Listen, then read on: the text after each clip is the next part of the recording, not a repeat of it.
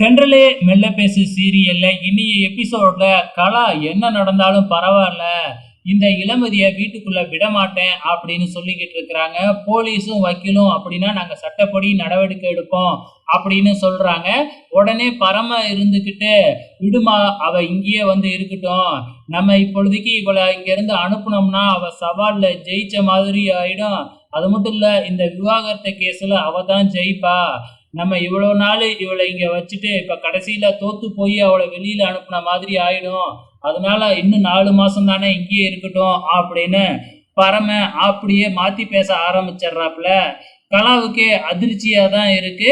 So நம்ம கலா போட்ட plan இப்ப அப்படியே வேற மாதிரி போகுது இல்லையா?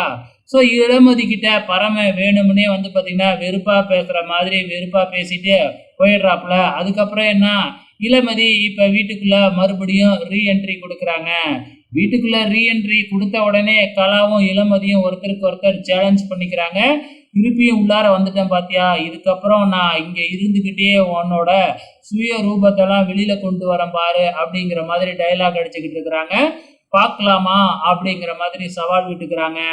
இதுக்கப்புறம் நம்ம பரம என்னடானா நடந்த விஷயத்தெல்லாம் நினைச்சு கோயில்ல உட்காந்து ரொம்ப ஃபீல் பண்ணிக்கிட்டு இருக்கிறாப்புல. இளமதி கிட்ட எல்லா ஆதாரமுமே இருக்கு, இந்த கலாமா தான் வந்து பாத்தீங்கன்னா ஏதோ நம்ம கிட்ட மறைக்கிறாங்க அப்படின்னு ரொம்ப கவலையில இருக்கிறாப்புல. நைட் டைம்ல கோயில்ல உட்கார்ந்து இருக்கிறாப்புல. இளமதி பரமனை தேட ஆரம்பிக்கிறாங்க இங்க வீட்டுல.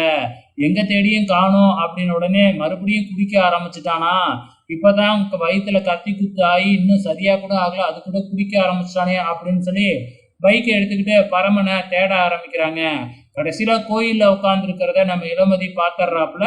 உடனே வந்து இங்கதான் உட்காந்துருக்கியா, நான் பயந்து போயிட்டேன், மறுபடியும் குடிக்கத்தான் போயிருக்கியோ இனிமோன்னு, இங்க வந்து உட்கார்ந்து இருக்கிறதுனால எனக்கு ஒண்ணும் இல்லை அப்படின்னு நம்ம இளமதி பரமனை வீட்டுக்கு கூப்பிடுறாங்க.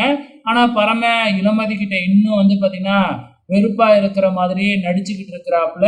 சரி நீ உட்காந்துரு அப்படின்னு சொல்லிட்டு நம்ம இளமதி நேரா அவங்க அம்மா அப்பா வீட்டுக்கு தான் போயிருக்கிறாங்க. ஸோ அங்க ஏற்கனவே அவங்க 2 பேரும் வந்து பாத்தீங்கன்னா இளமதி அந்த கலா வீட்லயே விட்டுருக்கோமே, இளமதிக்கு ஏதாச்சும் ஆபத்து வந்துருச்சா என்ன ஆகுறது அப்படின்னு பயந்துகிட்டு இருக்கிறாங்க. நம்ம இளமதியோட அம்மா நம்ம குமரேசன் தான் இளமதி ரொம்ப புத்திசாலித்து பொண்ணு, கண்டிப்பா அவ பாதுகாப்பா இருந்துக்குவா அப்படின்னு அட்வைஸ் பண்ணிக்கிட்டு இருக்கும்போதே நம்ம இளமதி அங்க வந்துடுறாங்க.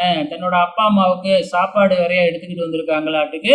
ஸோ இவங்க சாப்பிட்டு முடிச்ச உடனே நம்ம குமரேசன் மட்டும் மறுபடியும் பரமனை பார்க்கறதுக்காக கோயிலுக்கு வராப்புல. கோயிலுக்கு வந்து பரமங்கிட்ட நான் உன்னை கேட்பேன், அதை நீ மறுக்காம செய்வியா அப்படின்னு சொல்லி கேட்டுக்கிட்டு இருக்கிறாப்புல. ஸோ இது என்ன அப்படிங்கிறத நாளைக்கு பார்த்து தெரிஞ்சுக்கலாம்.